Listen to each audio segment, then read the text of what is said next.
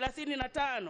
Muthenya wa aramithi ndereti ino ya BBI ni cireirwo ni mbunge cierĩ, mbunge ya kĩbũrũri ĩkĩhũthĩra muthenya mũgima gũcirĩra riboti ino ikinya-inĩ rĩa kerĩ, ambunge makĩonania mĩrũgamo yao ya kũnyita mbaru kana kũregana na ndereti iyo ya BBI. Therefore, Mr. Speaker, one of the spirits and why I support the BBI is for the first time we will enjoy one vote, one shilling. Mr. Speaker, I must be quick to mention that this document to me is a poisoned chalice.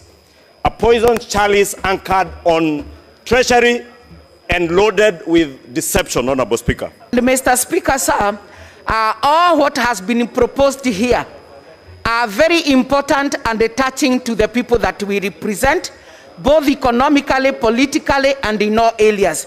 Although we were told that this bill is a popular initiative, my people in Nyandarua were not involved whatsoever, and they have not even seen the whole document up to now. The origin of this bill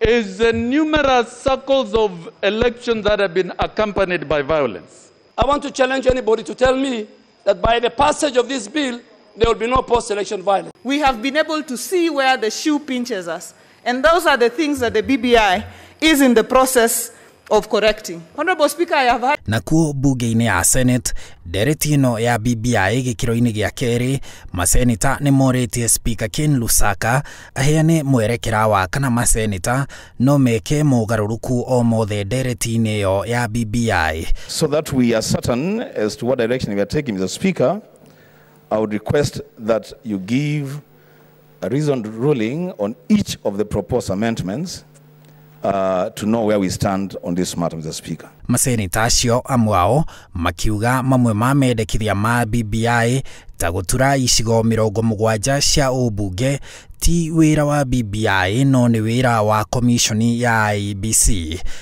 But Mr. Speaker, I know you have deferred many rulings. This one you will not defer. The schedule in the draft bill of the constituency is created, but leaving the authority, the constitutional authority of IEBC, to be the sole authority to delimit and allocate constituencies intact, again creates a problem.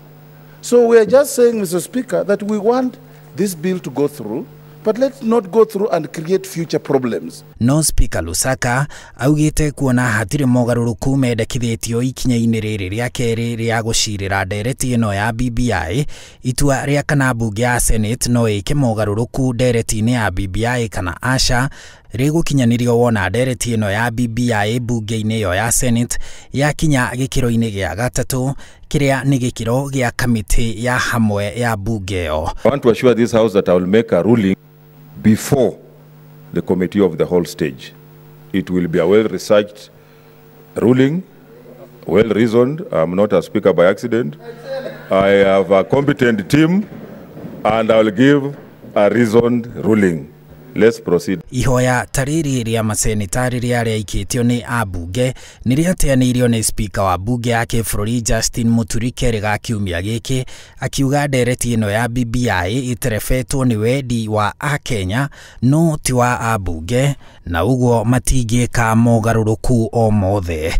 Handũ-inĩ ha Inooro TV, njĩtagwo Harun Njoroge wa Maina.